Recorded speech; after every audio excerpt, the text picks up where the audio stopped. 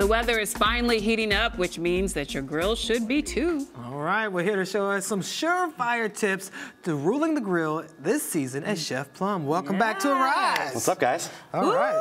We got a lot of stuff happening today. I know. And I couldn't be more excited because I just got back from vacation, and when we got off the airplane, like we were in Florida, and I was excited. It was nice. It was warm outside. I was like, this is fantastic. We came back, and we got off the airplane at LaGuardia, and then I was like, I think I packed my jacket.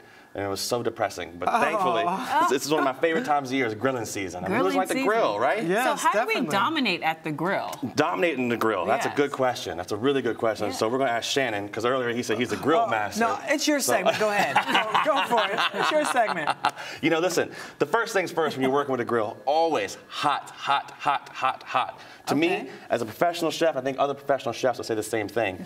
The grill is either on or it's off. It's not medium, it's not low, it's on or off. So always super hot. Give it a few minutes, let it heat up. Grilling is fun. It's about having a good time. It's about love. Love doesn't happen that fast. You say hot, when you're doing with charcoal, when you're grilling charcoal, how do you know it's hot enough and it gets red?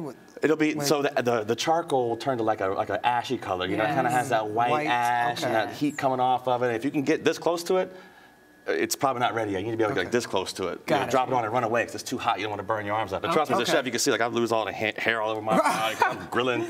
You know, Because you're grilling. It's the way it goes. Okay, so you have some meats here. Absolutely. And I kept the raw meat next to me because I don't want to. You guys look way too pretty right now. So you keep that over there. That's right. But I want to talk about a couple of things here. So when people grill steaks, they think about you do your New York strip, you do your sirloin, you do your filet mignon, things like that. There's so many cool cuts of meat coming out now that people never thought of, and they're not very expensive at all. Like what? One of my favorites is this guy right here. This is called a skirt steak. Skirt steak. That's right. Now, I'm not going to get too where it's coming from, but it's around the hip area. If it was me, it would be a big piece. So it's like here. Okay. And it's got, see all this fat in here? Y'all see that in there? That's the good part, right? That's the good stuff. You want that in there. That's what makes a great piece of meat like this. And your grill is nice and hot. You pop that down, one side a couple seconds, flip it once, another couple seconds, done. You're done. And this one, these are called sirloin tip steaks. Tip steaks. That's right. So it's another side from the. That's right. So it's from the hip side also too. Right. So again, it's like right kind of by the booty section. Of the booty section. But this cuts of meat, tons of fat, tons of flavor in there. So that's beautiful. You want that because when that cooks, that fat melts through the piece of beef. And what's better than that? I mean, I love fat. Yeah. We all do. That's a good thing. Okay, but how do you season the fat to make sure it comes out amazing? So what we're going to talk about is this. So one of the cool things about being a chef is you get to do fun things and look cool when you're doing it. Or at least I think I do. Right. But don't tell me I don't because I have a low self-esteem and I don't know if I... You look cool. Too many people will take us some salt. This is just regular salt. And they'll just season their food, like this. Man, get up there. Spread it out. Oh, yeah. When you get up there like that. Let me get up there. Spread it out. Get in there. Higher. Okay, get in there. Bam. Now, not only do you look cool doing that, but what that also does is it puts more surface area. You're getting it covered more. So it looks instead of being in one spot. That's right. So we're looking like, oh, look at me, I'm awesome, But I'm actually doing it on purpose. Okay. So that's kind of the key thing when seasoning a piece of meat. You got that technique worked out. Oh, absolutely. You got a little hip into it. I got that. That's my exercise. See, if I do too much more of that, I got to take a break because that's like 3 reps.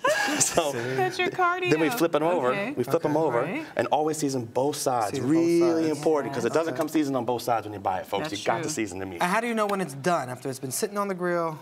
When the steak is done, it's how you want to cook it, the temperature you want to cook it to. Anything more than medium, and you're wasting your time, in my personal opinion.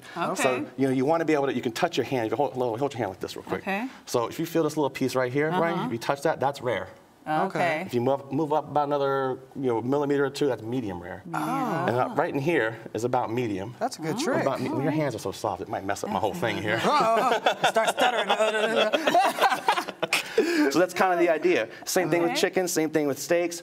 Look for those different cuts of meat. Talk to the butcher at your store because they know so much and they want to talk to you. They may be a little weird for a minute, but trust me, they can talk to you. They've been sitting in a cold cooler a long time. So once they warm up, they're really friendly about it. Okay, but I get all that, but I hear the real key to grilling is the sauce. Is that right? Yeah, sauce is special sauce. Absolutely. Right. Well, it depends on what you're doing, but I always think, listen, anytime you're making a meal, you have to have sauce for your meal.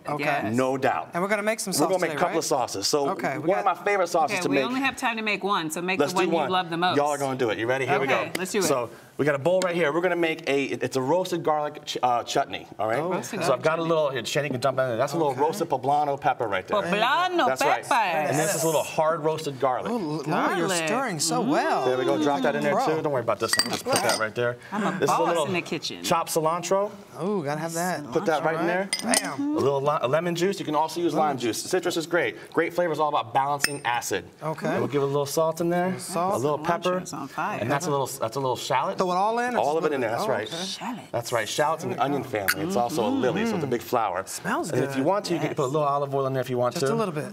Just like that. And the recipes will be up on the website also. Give that a nice stir around.